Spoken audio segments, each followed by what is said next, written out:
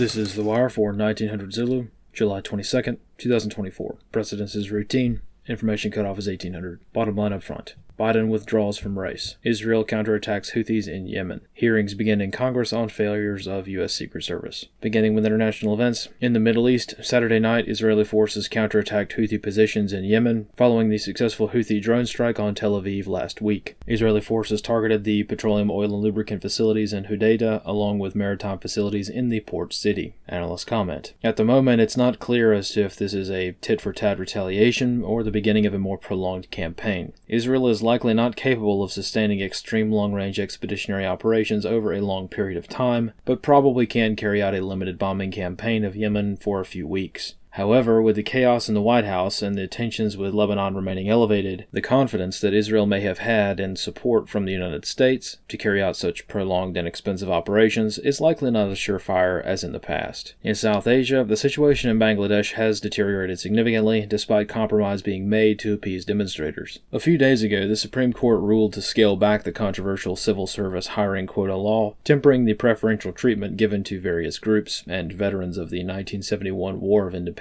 Nevertheless, demonstrations have continued to grow in size and severity, and a de facto state of martial law has been implemented. Analysts comment. So far, details are hard to verify as a nationwide curfew is in effect, with citizens reportedly being allowed to leave their homes for 2 hours per day to run errands. A nationwide internet blackout was implemented last week, greatly hindering information gathering efforts. What little information has been made out of the country has come via satellite communications. On the home front, in Texas, Friday night, the First Baptist Church of Dallas suffered a catastrophic fire which destroyed the sanctuary. Analysts comment. Due to the structural integrity issues following the fire, investigators have not been able to access some parts of the structure. As such, the cause of the fire has not yet been determined. In Washington, D.C., this morning, congressional hearings began regarding the conduct of the U.S. Secret Service in the wake of the Trump assassination attempt. Analysts comment. Today's round of testimony has generated far more questions than answers, and has not yet resulted in any useful details coming to light. Also in Washington, D.C., President Biden has withdrawn from the 2024 presidential race and issued an endorsement of Kamala Harris. Harris has not provided any indication of who her running mate will be, and continuing talks indicate that the DNC may move towards an open convention.